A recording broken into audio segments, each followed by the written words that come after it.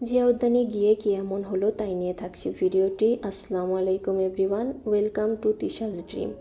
Ready হয়ে বের হলাম জিয়া উদ্যানের উদ্দেশ্যে। রিক্সা নিয়ে আগারগা যেতেই জ্যামে পড়লাম। প্রচণ্ড গরমে জ্যামে কিছুক্ষণ বসে থাকার পর অবশেষে জ্যাম ছাড়লো। এই তো আমরা প্রায় চলে এসেছি। এটা ছিল সংসদ ভবনের সামনে।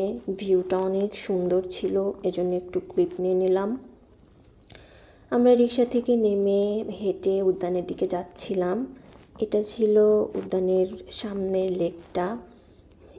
লেকের পরিবেশটা খুব সুন্দর ছিল, ভিউটা একদম অসাধারণ ছিল। এখান থেকে কিছু ছবি তুলে নিলাম। লেকের পানি বেশ পরিষ্কার ছিল। এখান থেকে পুরো উদ্যানটির দেখা যাচ্ছিল। এরপর আমরা ভেতরে প্রবেশ করলাম। ভেতরে প্রবেশ করে শুরুতে আমরা মাজারের দিকে যাচ্ছিলাম। দুপুরের দিকে আসায় ভিড় কিছুটা কম ছিল, কিন্তু মাজারের ভেতরে দেখি লোকজন বেশ ভালোই ছিল। আমরাও ভেতরে এসে কিছুক্ষণ ঘোরাঘুরি করলাম। এখানে লোকজন মাজারের চারপাশে ভিড় করে দাঁড়িয়েছিল, ছবি তুলছিল, ভিডিও নিচ্ছিল। আমরাও কিছুটা ভিডিও নিলাম। তারপর আশেপাশে ঘোরাঘুরি করে বাইরে বের হয়ে গেলাম।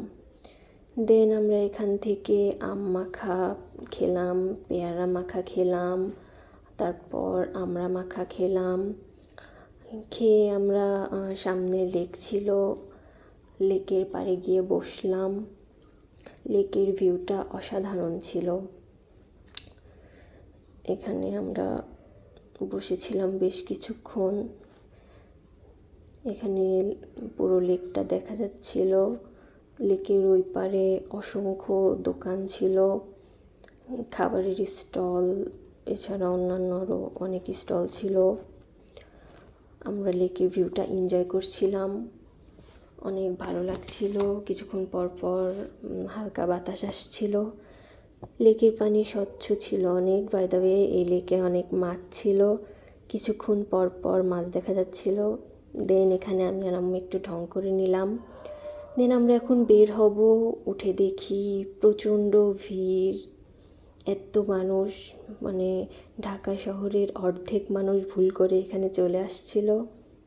দেন আমরা অনেক কষ্টে বের হলাম। বের হয়ে আইসক্রিমের দেখা পেলাম, আমপান্না। এখান থেকে আমরা আইসক্রিম নিয়ে নিলাম, সাথে এই পাখাগুলা ফ্রি দিল। দেন আমরা রিক্সা নিলাম। এখান থেকে সূর্যের ভিউটা অনেক সুন্দর আসছিল, পুরা আউটস্ট্যান্ডিং ভিউ। এখান থেকে কিছুটা সূর্যের ক্লিপ নিলাম। দেন আমরা রিক্সা নিলাম।